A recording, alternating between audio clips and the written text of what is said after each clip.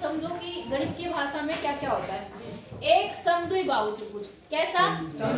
ऐसे परिमेय बहुत आती है। समद्विबाहु त्रिभुज किसे कहते हैं? जिसकी दो भुजाएं क्या होती है? तो यहाँ इन्होंने देखो, मैंने आपको परिमेय का रूल बताया है कि जो इसका पहला स्टेटमेंट होता है वो दिया होता है और इसके बाद का जो स्टेटमेंट है वो प्रूफ करना होता है। जैसे देखो, एक समद्विबाहु त्रिभुज की बराबर भुजाओं के, ये पहला स्टेटमेंट जी, समूह कोण बराबर होते हैं। समूह कोण बराबर होते हैं, सिद्ध करना है। समझ गए परिमेय का मतलब? जो पहला वाला पॉइंट है वो दिया होता है, बाद वाला है उसे सिद्ध करना होता है। तो इन्होंने ये दिया है कि ये समद्विबाहु त्रिभुज है, इसकी समूह भुजाएं क्या है? बराबर। आई बात समझ में जी? क्या दिया है? अब देखो लिखने का तरीका, जैसे अभी तुम दिखा रहे थे मुझे रोहन, तो पहले जब तक आप ऐसे नहीं लिखोगे तो तरीका गलत हो जाएगा।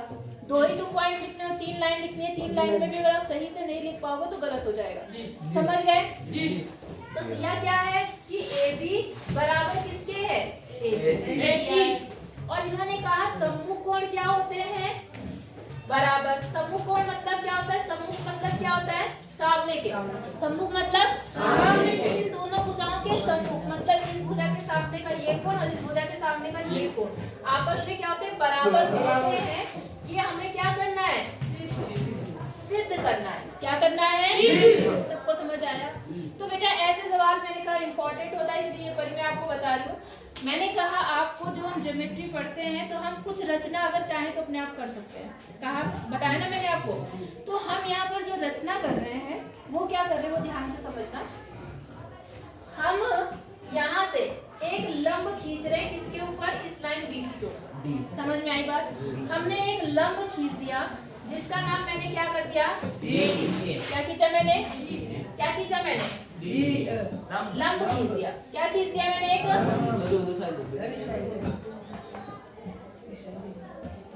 क्या नहीं हो रहा?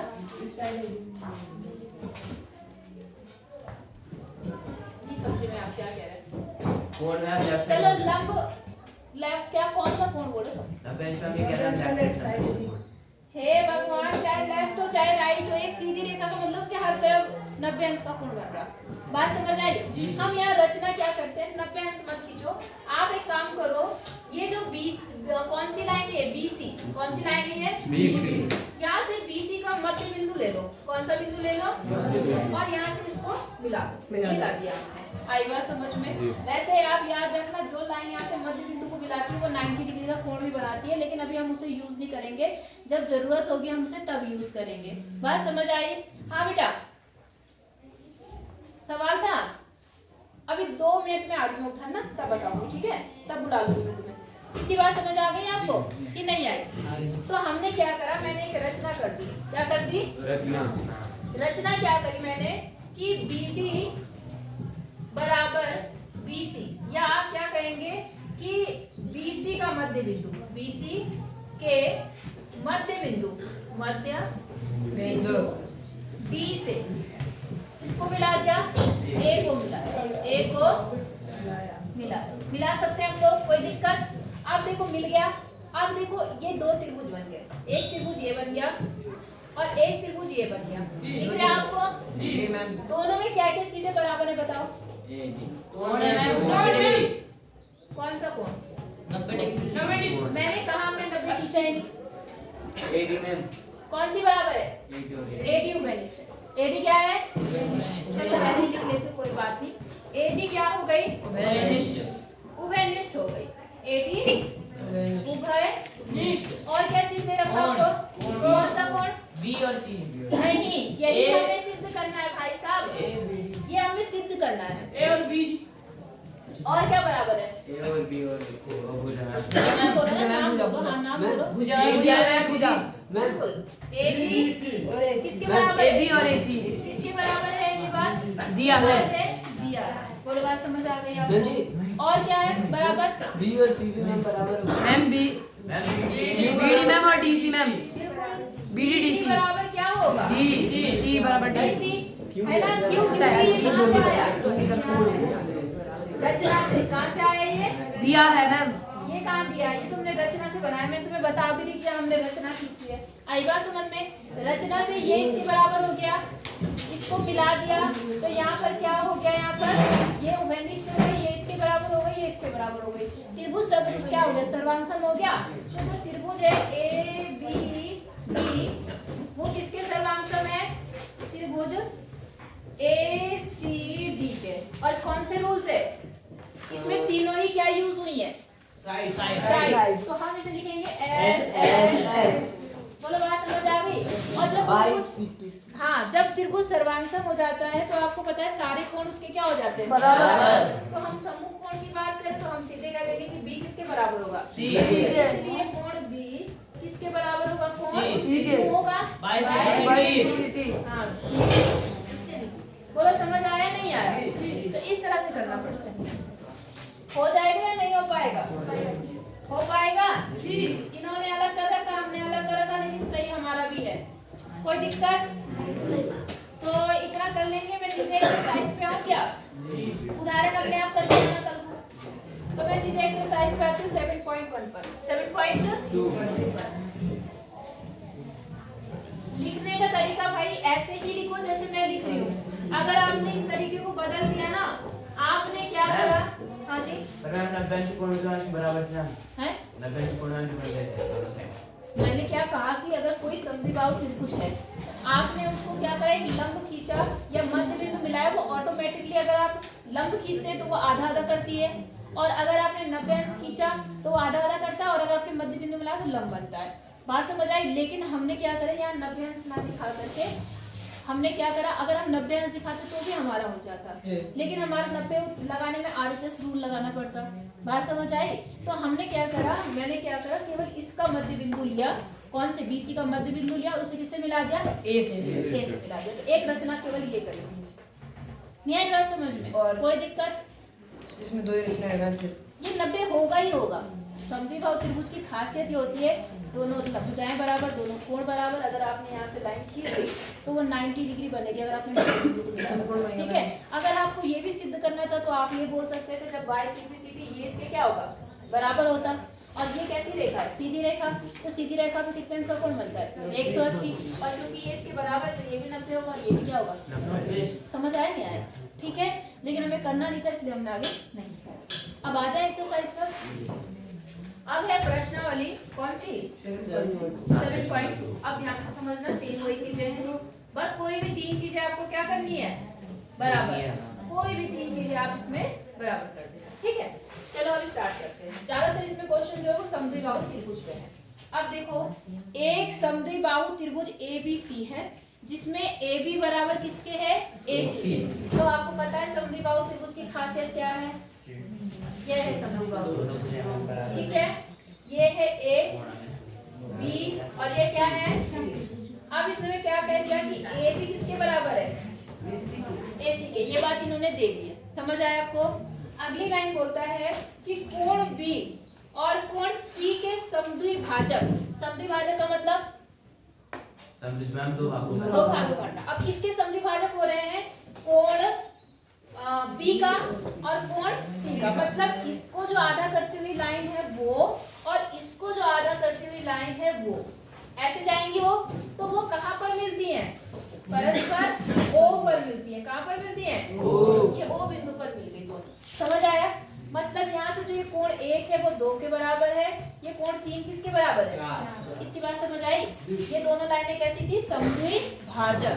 कैसी थी, समद्विभाजक।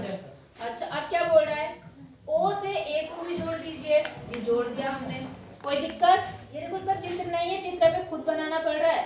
तो ऐसे एक एक पॉइंट पढ़ के हमें खुद अपने आप डायग्राम बनाना है, समझ आ रहा है। अच्छा अब क्या हुआ, दर्शाइए कि OB बराबर OC। क्या, आपको दर्शाना है कि ये लाइन इस लाइन के क्या है, बराबर, ठीक है। पहले इसको देखते हैं, बाकी काम बाद में करेंगे। अब मैंने कहा जब भी कोई कोण बराबर करना हो या कोई भुजा बराबर करनी हो तो हम क्या करते सबसे पहले, हाँ क्या करते हैं, त्रिभुजों को सर्वांगसम करते हैं। क्या करते हैं, क्योंकि जब तक हम सर्वांगसम नहीं करेंगे तब तक हम किसी चीज को अपने आप बराबर नहीं कर पाएंगे। आई बात समझ में। अब इन्होंने जो सिद्ध करने के लिए कहा है, क्या करने के लिए, सिद्ध करने के लिए कहा है। सिद्ध करना है। वो क्या सिद्ध करना है? इन्होंने ये बोला कि आपको ये दिखाना है कि OB क्या चीज किसके बराबर है? OC आपको सिद्ध करना है। बोलो बात समझ आई या नहीं आई? अब मुझे ये बताओ मैं कौन सा त्रिभुज लूं सर्वांगसम करने के लिए जैसे कि हमारे OB और OC यूज हो जाए। बताओ कौन सा त्रिभुज लूं? OB और OC त्रिभुज कौन सा लूं? हाँ OB OC बराबर करने के लिए। OBC और AOC। अच्छा एक और चीज हो सकती है, अभी जो हमने परिमेय पढ़ी अब उसको इस्तेमाल भी कर सकते हैं हम लोग। क्या कर सकते हैं? इस्तेमाल। कैसे करेंगे इस्तेमाल? वो समझना। ये बड़ा वाला त्रिभुज कैसा त्रिभुज है? बड़ा वाला क्या नाम है? समद्विबाहु।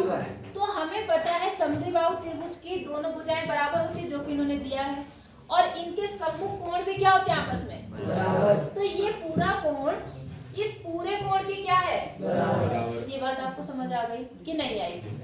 अब देखो जब ये इसके बराबर है, ये लाइन जो है वो इस कोण को क्या कर रही है? आधा कर रही है, तो ये भी तो बराबर बराबर हो गया आपस में, हुए नहीं हुए? मतलब मेरे कहने का मतलब समझो, अगर ये 60 अंश है, कितने अंश है? 60, तो ये भी कितना होगा पूरा? 60। अब इस लाइन ने क्या करा? इसको दो बराबर भागों में बांटा, तो ऊपर वाला कितना होगा? 30, और नीचे वाला? अब क्योंकि ये भी 60 था और ये भी लाइन इसको समद्विभाजक कर रही है, तो ये भी कितना कितना हुआ? 30। तो देखो ये भी 30 हो गया और ये भी कितना हो गया? 30। तो आप जरा ध्यान देखो, जब जिस यहाँ पे ये भी 30 ये भी 30, जिस त्रिभुज की दो भुजाएं बराबर होती हैं उसे आप समद्विबाहु बोलते हो। आप उल्टा भी बोल सकते हो, जिस त्रिभुज के दो कोण बराबर होते हैं वो भी समद्विबाहु होता है। आई बात समझ में? क्योंकि ये कोण इसके क्या हो गया? तो इनकी सामने वाली भुजाएं भी आपस में क्या होंगी? आई बात समझ में? बस, और इसके हिसाब से ये इसके बराबर हो गया। मेरी बात समझ आई नहीं आई? किस तरह से निकाला हमने, समझ आया कि नहीं? यहाँ पे अभी तक हमने सर्वांग सम का इस्तेमाल नहीं किया। क्या किया मैंने?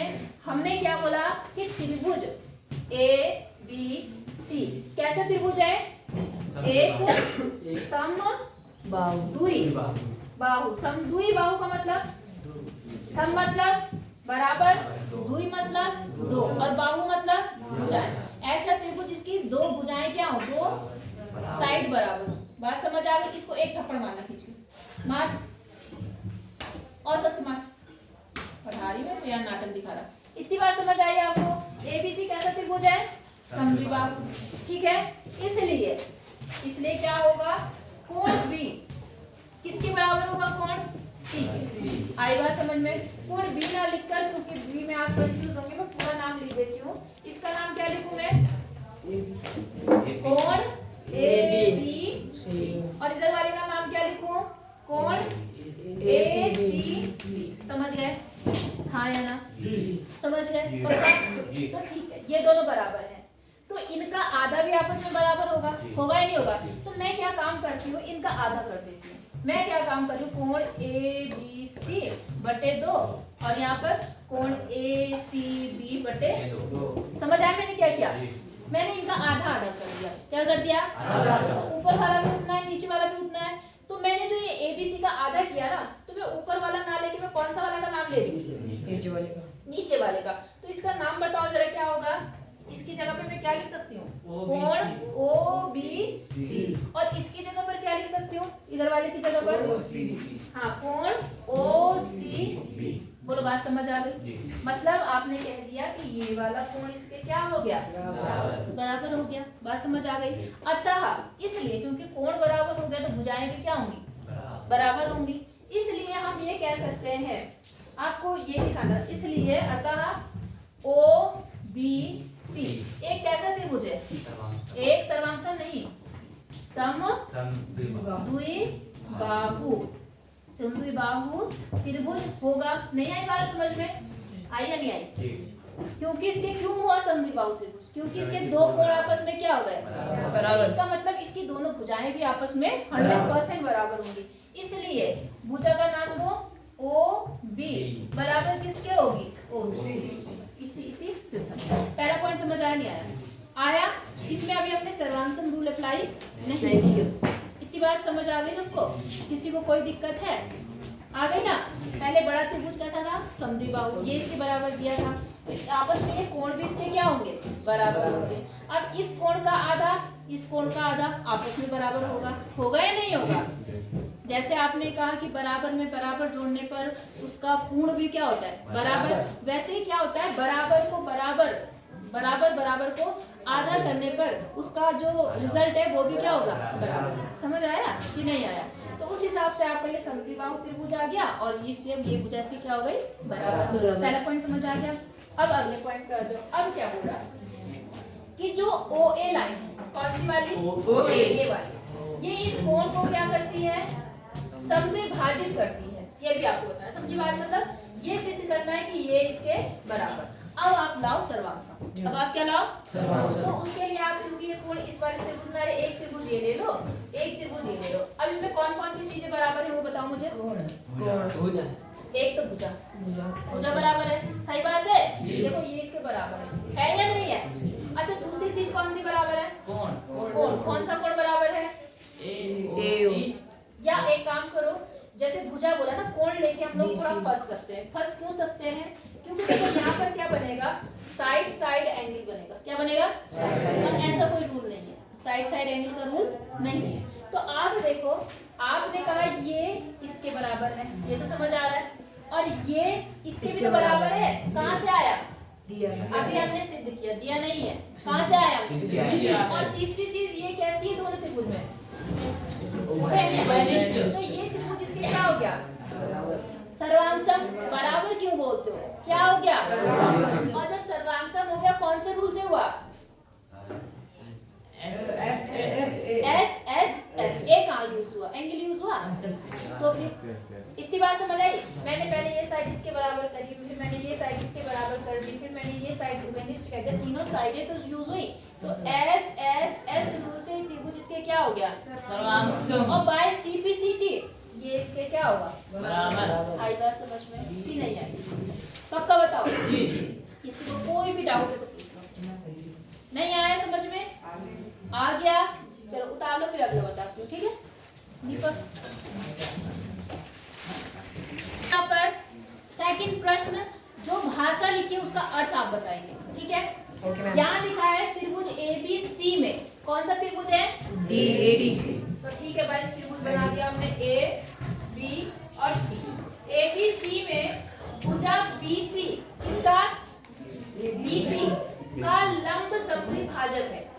जो भुजा त्रिभुज ABC में जो AD है, कोई पॉइंट यहाँ पर क्या है? AD, वो क्या है? BC का लंब समद्विभाजक है। इस लंब समद्विभाजक का मतलब बता दो, बाकी सवाल आराम से हो जाएगा। जल्दी से। और मैम तो दो भाग हो गए मैम, तो समद्विभाजक। लंब मतलब लंब 90 डिग्री, और साथ में लिखा क्या है? समद्विभाजक। मतलब ये तो लंब बराबर गया है ना यहाँ से आकर, इसलिए तो लंब तो है ही है, साथ में इस रेखा को समद्विभाजित कर दिया। मतलब दो भागों में आई बात समझ में? और सिद्ध क्या करना है कि ये लाइन इसके क्या है? बराबर। दो त्रिभुज, तो एक ही वाला बताओ, तीन चीजें कौन सी बराबर है? जल्दी बताओ। दोनों तो 90 डिग्री और बराबर है। एक में भुजा कौन सी वाली? BD और BC। BD किसके बराबर है? और तीसरा AC मैम, AC और AB मैम। ABAC तो बराबर करनी है, तीसरी क्या बराबर है? AD। दोनों में AD है या नहीं है? देखो, एक AD उपनिष्ठ हो गई, एक ये कोण बराबर हो गया, और एक भुजाएं बराबर हो गई, तीन चीजें बराबर। त्रिभुज क्या हो गया? सर्वांशम। इसलिए ये इसके क्या हो गया? बराबर। अब समझ आया? तो ये दो सवाल आपको करके आने हैं, और साथ में क्या काम करना है? कॉपी लेके